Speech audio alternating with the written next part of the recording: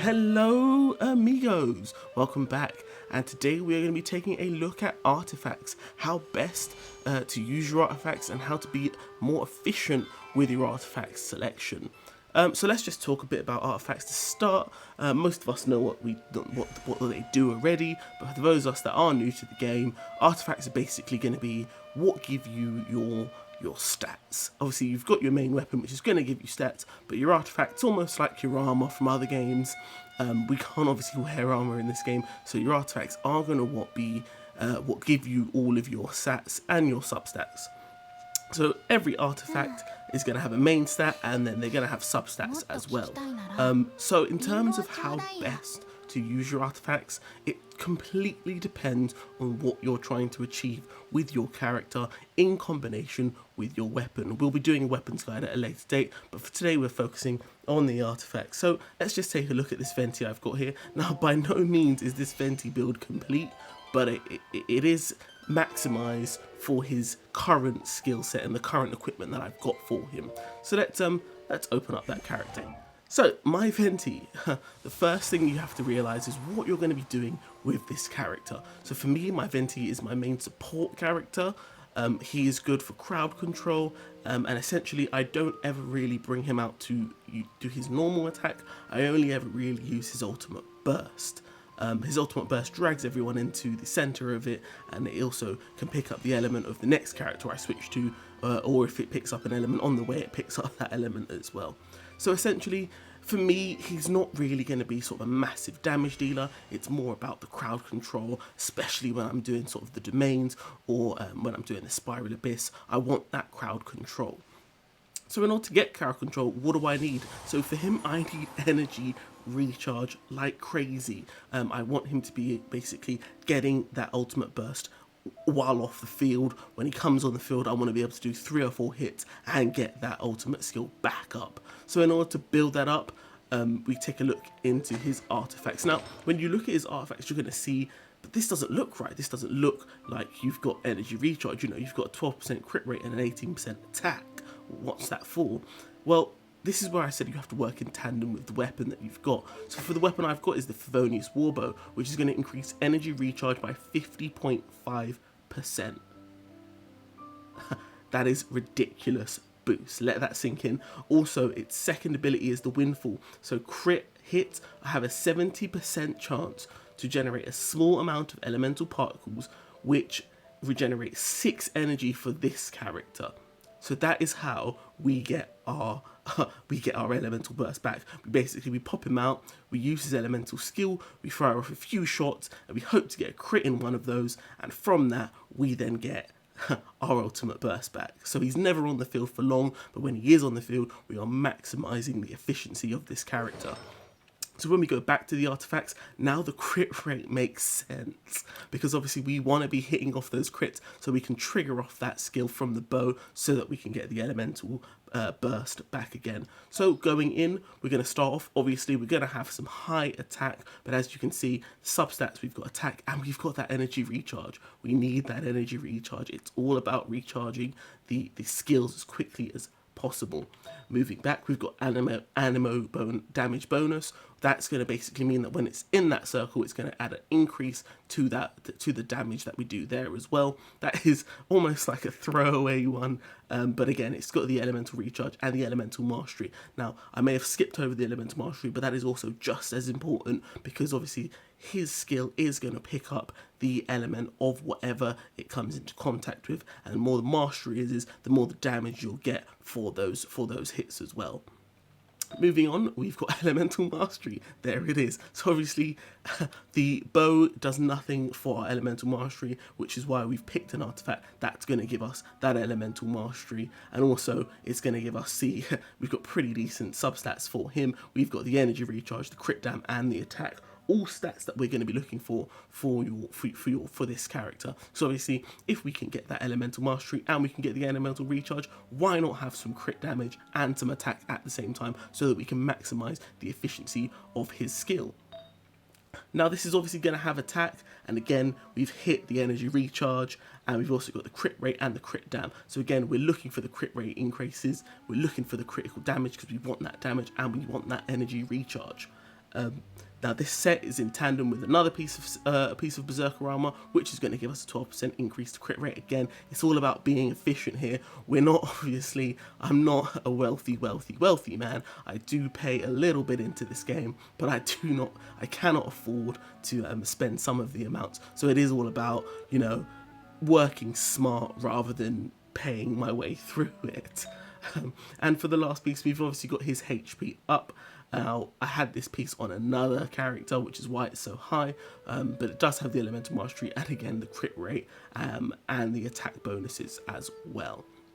So essentially what we've got here is we've got a character that is built around one function, which is to get in, get on the field, fire off his shots, get his super or get his elemental bursts, fire it off and get off the field as quickly as possible, because he's not exactly designed to last. And that's where it comes down to where do you go with your, it depends, what are you doing with your character. So let's take a look at another character. We bring up our Barbara here. Now my Barbara, poor thing, is only level 50, but she is my main healer in the game, and at level 50 she does enough to keep me alive.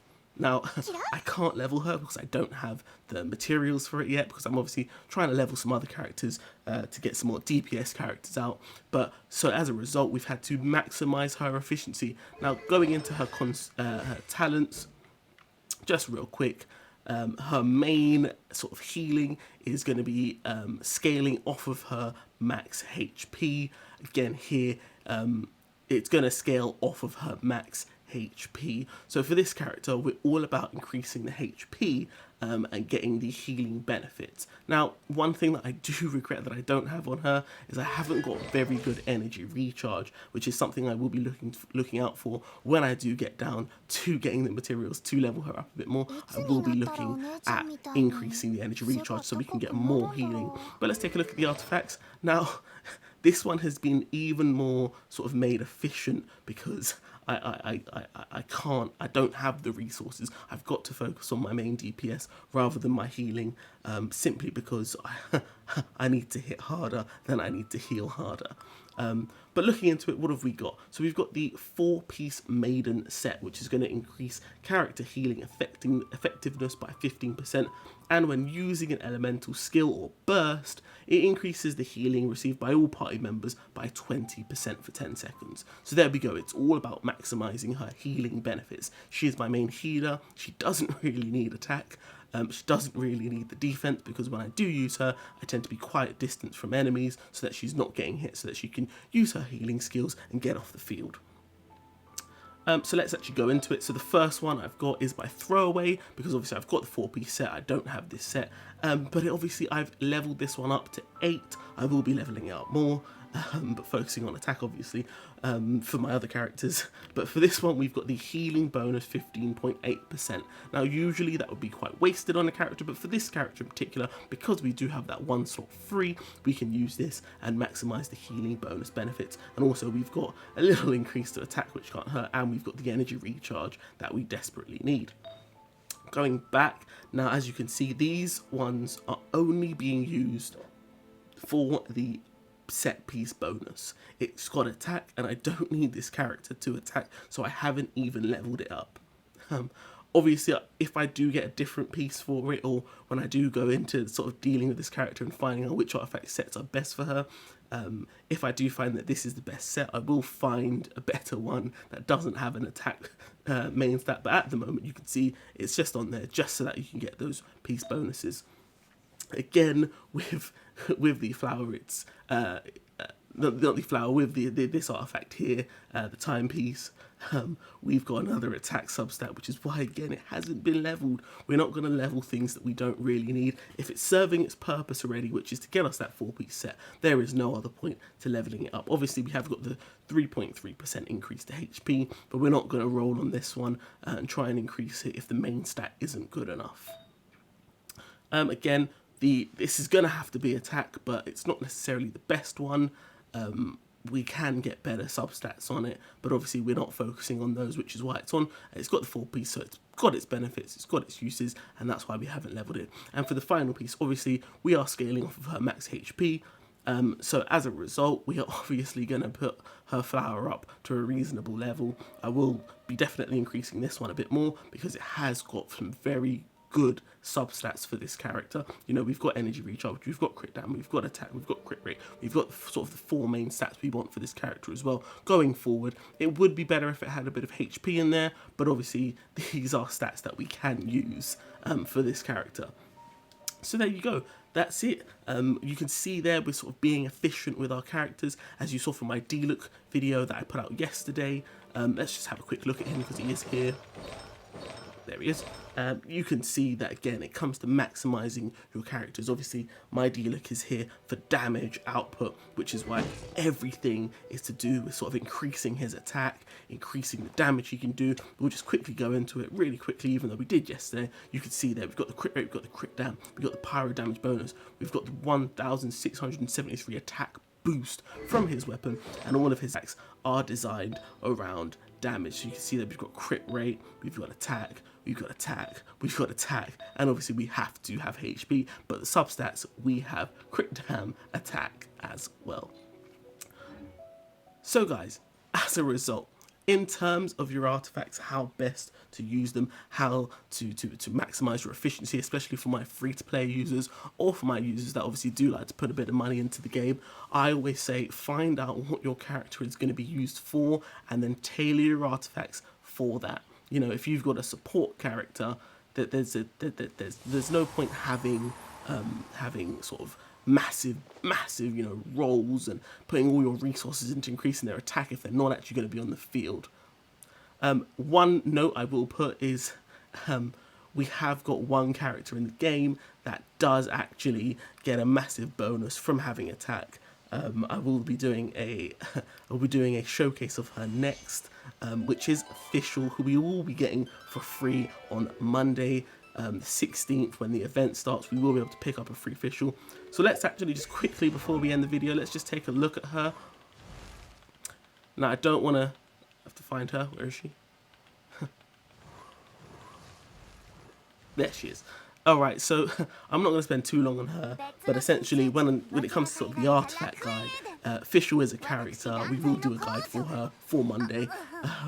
The Official is a character who deals her damage whilst being off the field by use of her elemental skill. She summons a Night Raven to the field, which kind of acts like a mini turret, and that does attack based off of her attack. So she is a character, obviously, that you will be using as a support character off the field, but she is a character that maximizes her attack substat. So as you can see from the artifacts, I've built her like a DPS character, but she is also a support character as well. We've also got her max constellation, but we'll do a showcase on all of her abilities for Monday. And we'll just quickly switch to her, and you can see there's the turret, and that turret hits continuously. But yeah, that's the end of the artifact guide. We will get into Official. We will do a guide on her for Monday. So let me know what you think about the artifacts. Do you build your artifacts differently? How best do you maximize your resources? Or how do you build your characters? Sort of what are your support characters? Let me know in the comment section down below. Make sure you like, comment and subscribe, and turn on notifications so you can find out when I'm posting more Genshin Impact information. From your boy FrostiesAmigo, I'm out.